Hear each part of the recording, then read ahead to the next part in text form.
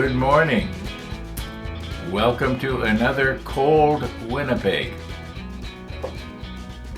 Minus 25.3. That's warming up a little bit. It was colder earlier. Seems to me I said that yesterday too, but hey, that's the way it was. It's been up for a while already. So this morning when I got up, I thought, where am I going to put Ed's drawing? And I remembered that somebody had told me I am too pessimistic. And this person that told me that, he's a bit of an optimist. And yeah, it is true, you know. I've got this little sign up there. It says, if anything can go wrong, it will. I mean, that's got to be the epitome of pessimism. So, and I'm always talking about Murphy's Law. Well, Murphy's Law generally makes bad things happen, right? So, I don't know, maybe I should start being a little bit more optimistic, and it's time to take down my pessimistic sign here. Although I had fun making this. I did this myself on a scroll saw from two different types of wood. I've got another one down in the workshop that's similar to this, only it's reversed. Anyway, enough about that. Yeah, we're going to try and be more optimistic for the rest of the winter, if that is possible in Winnipeg.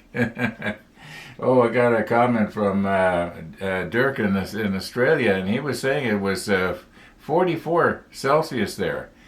Oh my goodness, we have never had it that hot here in Winnipeg. We've had it almost that hot, but not that hot. That is really hot. Okay, enough about the weather. What are we going to do here? We got a good spot for Ed's sign. Yeah, I like it up there. I can see it really clear. You know, every time I look at that, I see some more detail that I didn't notice before. Like, I was noticing the larger things, like the macro lenses in it, and a lot of the things that are often on the table are in it. The extra thin, and even Tony's tweezers. Yeah. That's really something. Speaking of Tony, I haven't heard from Tony for quite a while. I hope he's okay. Anyway, alrighty. What are we doing here? Well, we're in step 55. We had just started it, and we put the clip on the for the shells. I forget what the caliber of that is. I think it's about a 50 caliber, if I'm not mistaken. Pretty good. So about the size of an elephant gun. Okay, I've never had an elephant gun. I've never gone elephant hunting. Yeah, poor elephant. Okay, you know, we people are kind of funny, you know. Human beings are funny. We have this need to kill. Not only animals, but each other. What's wrong with us? Maybe we'll eventually evolve into a kinder species. That'd be nice, wouldn't it? Okay, let's move on and kind of get this done. What are we going to do here? Well, I think for one thing we are going to recompose, as Ed's sign says. Let's recompose. On the back of the sign, I didn't notice it until this morning. When I was putting it up, I was reading the little inscription that Ed had put on the bottom, you know, Merry Christmas from Ed and Carol.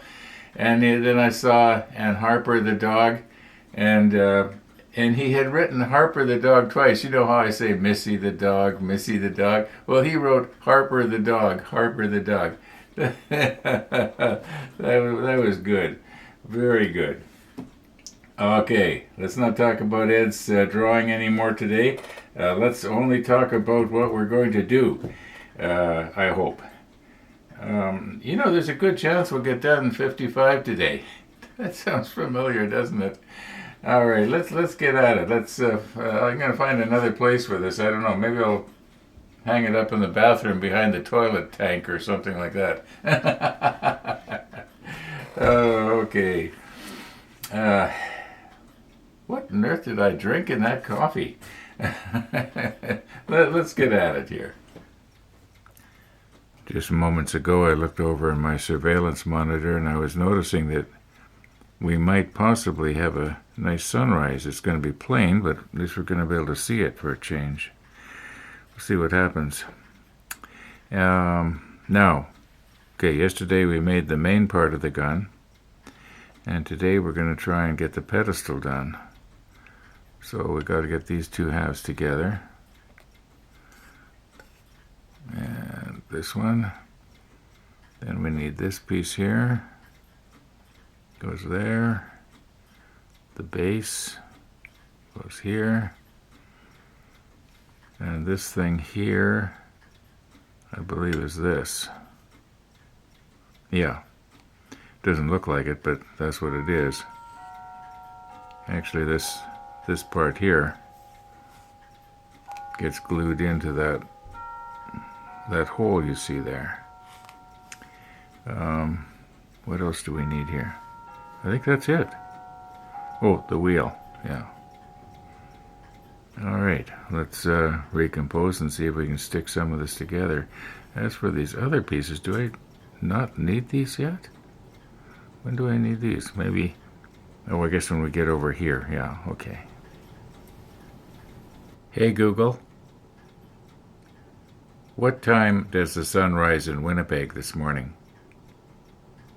In Winnipeg today, sunrise is at 8:18 a.m. I'm noticing that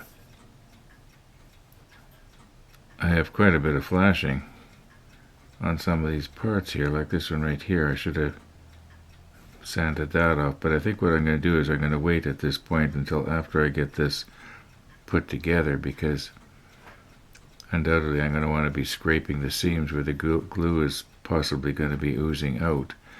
Also, this part that I'm holding onto right now, the shaft of this wheel, it has to go into this hole right here, so I want to be careful that I don't fill that with glue or sprue goo.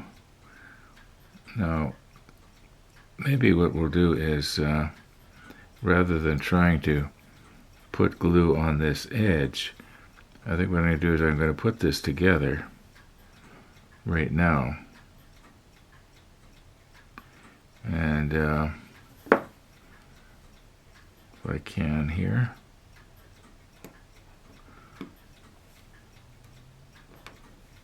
Yeah. Okay, now I think what I'm going to do is I'm just going to take some quick setting and just put it on the inside. Squeeze that together. You know, that's a pretty tight fit. I almost don't need glue, but I think we will. Okay, let's see if we can recompose and put a little bit of glue on that. Just trying to squeeze it together here. Yeah, I think it's pretty good. Now remember, don't fill up that hole. Okay, I've decided I'm going to use the extra thin, not the quick setting. It should be able to wick its way into that crack.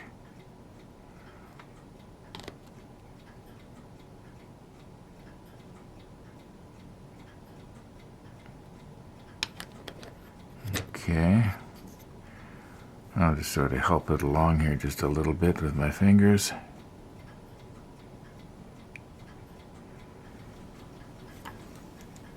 Okay. Now, I was wondering, how far down is this supposed to go?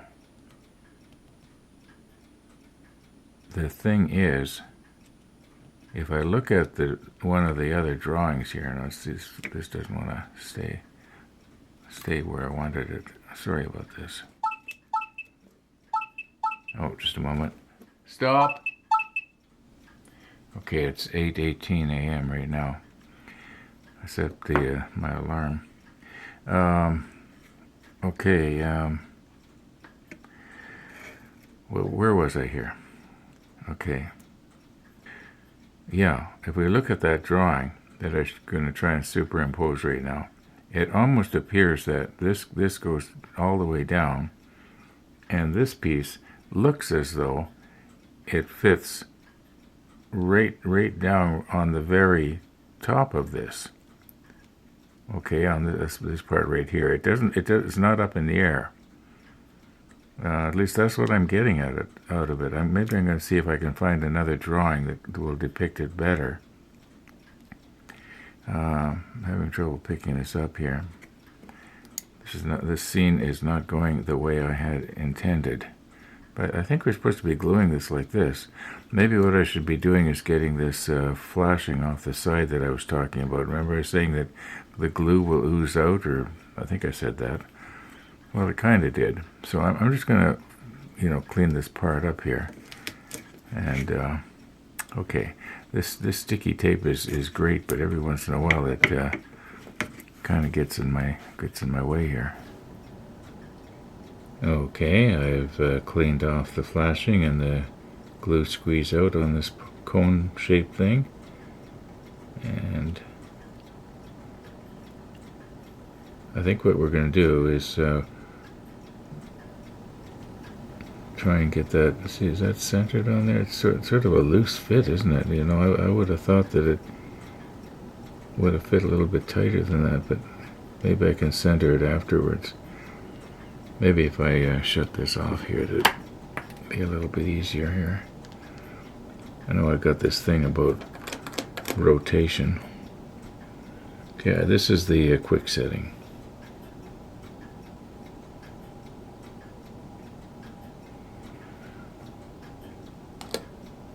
It doesn't meld as good. Well, it melts a little bit, see that?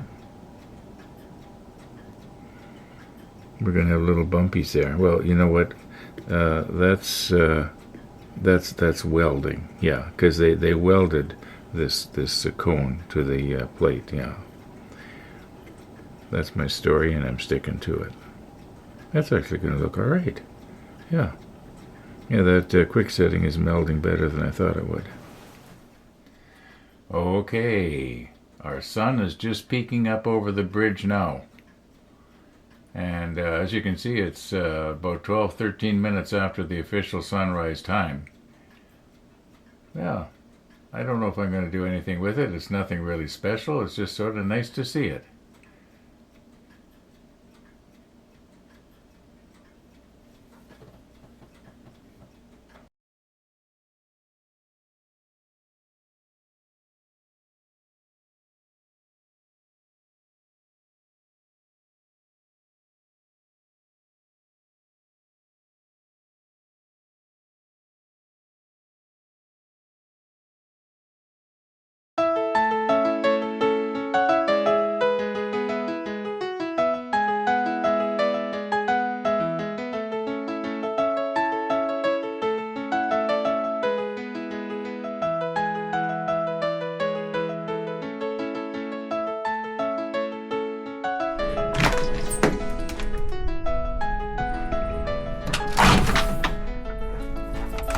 Come on in, Missy. Thaw out your poor little paws. Yeah, it's minus 41. She's not too keen on it. No, I don't blame her. I tried to go down the street and she just sat down and stared at me. Well, I walked a little further, she didn't move. And then I said house, and she did a U-turn and started sprinting home. This afternoon the wind chill's only minus 33, so. Oh, Missy, you got a new friend. Your new friend's name is Harper. Harper? Harper. From Rhode Island. Harper from Rhode Island, yeah. I wonder what kind of dog Harper is. I don't think it mentioned. I don't think he mentioned. Probably a smaller dog. It's hard to tell. Subaru phoned me up and said, did you want this car today? And I said, well, my appointment is at 10 o'clock, but you can do it sooner if you want. Jesus, imagine. So they said they'd contact me before 1:30. They probably sent an Uber for me. Yeah, cars in winter. Poor machines, yeah. I almost feel sorry for them. Well, I was going to ask you, does Missy, will she wear booties? She will not wear booties. No? You can try if you like. but she'll pull them off. Oh, first chance she gets, we wrestled and wrestled and wrestled with it. Yeah. I guess she just doesn't realize that, you know, they're for her benefit. I remember She doesn't care whether they're beneficial or not. She just doesn't want them. Doesn't like the feel of it, I guess. But the snow is 0 Celsius. The snow doesn't get colder than 0 Celsius, right? It's the air that's cold. I don't know about that. Anyway, I never thought about it. Okay, Missy, I gotta change hands here. My arm was getting sore. I was gonna say about booties. My dad used to do a lot with dog teams years ago when he was a young man. Just before I was born, actually. And he said that when they would come to put the booties on the dogs, that the dogs would lay on their backs with their feet in the air. They were only too happy to get the booties on. We tried 4 different pairs on her, and believe me, she was not happy. You wouldn't, Missy, you would not lay on your back and let Max put the booties on you? Thank you for coming again, Missy. You were such a good girl. Yes. I'll let you get this door behind you, Ron. Okay, no problem. Busy house?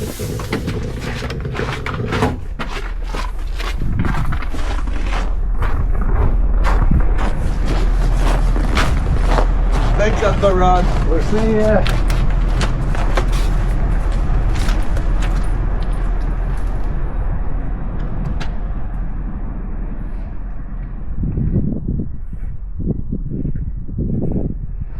Yeah, I guess this weather, we're gonna have it for a while.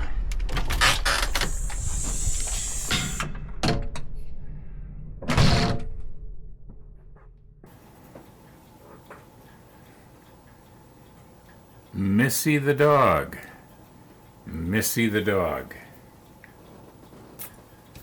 Okay. Let's continue on here. Okay, I've been looking at our drawing here. Here's our little cone thing that we just glued up.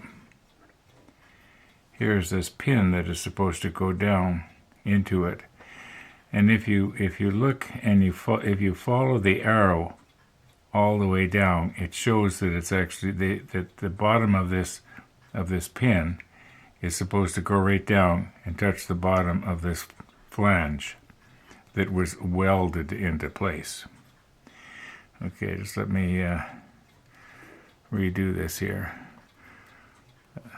And you'll notice it leaves a little bit sticking out there for that other piece to go onto.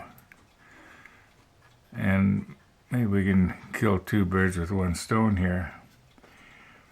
Maybe I should recompose here. We're at a really bad angle here for this.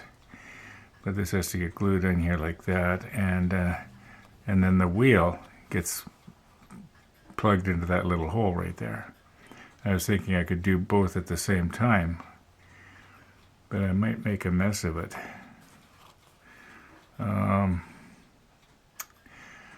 Yeah, and I've got to think, how is this going to be mounted on the ship, or on the boat rather. I want to make sure that when I glue this into place, unless I was to maybe leave this loose. Let's pull this back out here. Let's say I was to leave this loose. Well, now I can't get a hold of it. How come? There we go. Okay, and then I could swivel the gun around afterwards after it was mounted. That might be an idea too. Maybe I'll just glue this into place here right now. It's supposed to be at a bit of an angle apparently. It's not straight. Looks like it's about a 30 degree angle off center. Okay, now I've glued these, I guess you call them legs, on the bottom of this bracket, which has to go on the bottom of the gun. But this, I believe, is a handle. And it's supposed to glue. See, I know you can't see me doing it here, but I'm trying to block my self-locking tweezer so it doesn't fall over.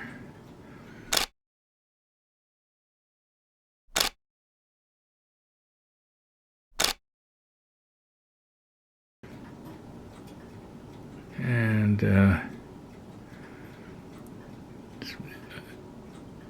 this is supposed to go something like that.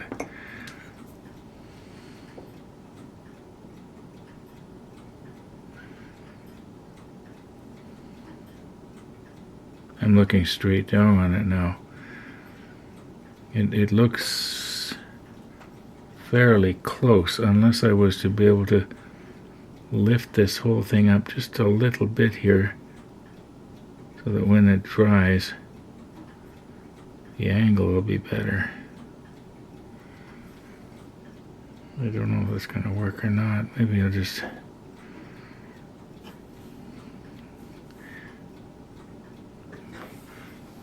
now I think if I was to put some extra thin there, where's my extra thin? Yeah, because I'm afraid the quick setting might just go right down into the green cloth. I should have put some waxed paper underneath there.